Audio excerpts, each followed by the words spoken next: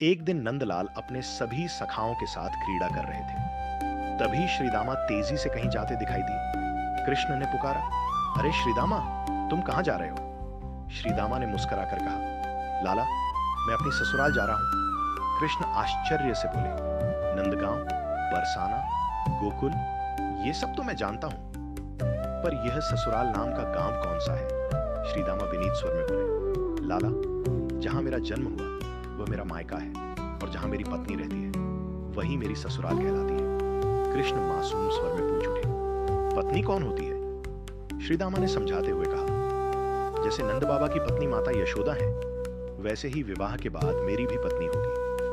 कृष्ण उत्सुक हुए, तो मेरी ससुराल कहां होगी? श्रीदामा ने उत्तर दिया, लाला, यह तो माता यशोदा ही जानेंगी। तुम्हारी बहू जहां की होगी वही तुम्हारी ससुराल। प्रभात होते ही कृष्ण माता यशोदा के पास जाकर रोने लगे। माता ने पूछा, लाला, क्या हुआ?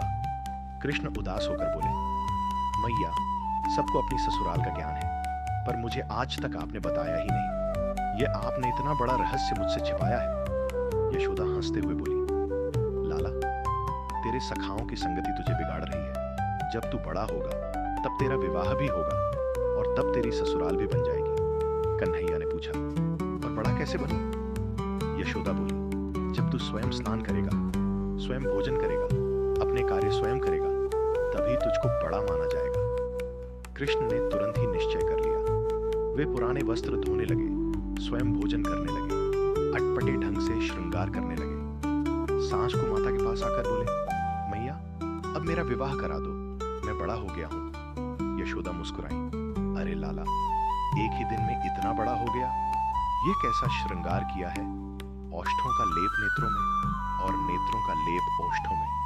पर कृष्ण अडिग रहे, यदि मेरा विवाह नहीं किया तो मैं श्रीदामा की बहू को ही अपने घर ले आऊंगा। शीघ्र ही एक सखा दौड़ता हुआ आया, लाला, श्रीदामा अपनी बहू को लेकर आ गया है। कृष्ण उत्साह से वहीं जाने को तैयार हो गए। माता ने चेताया, लाला, संयत होकर जाना, बहू को अपना मुख मत दिखाना, ऐसा श्रीदामा ने कहा है। परंतु कृष्ण तो नटवर है, वे सीधे वहां पहुंच गए। बहू माधवी ने कृष्ण का नाम सुनते ही अपना मुख घूंघट से ढक लिया।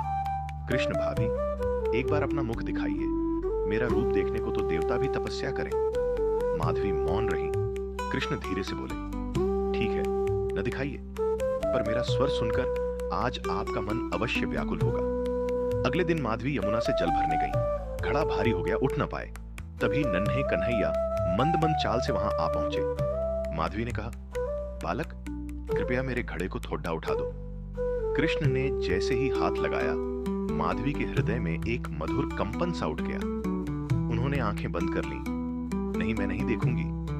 परंतु कृष्ण के स्वर में ऐसा माधुर्य था कि पलकों का नेत्र पर्दा टिक न सका।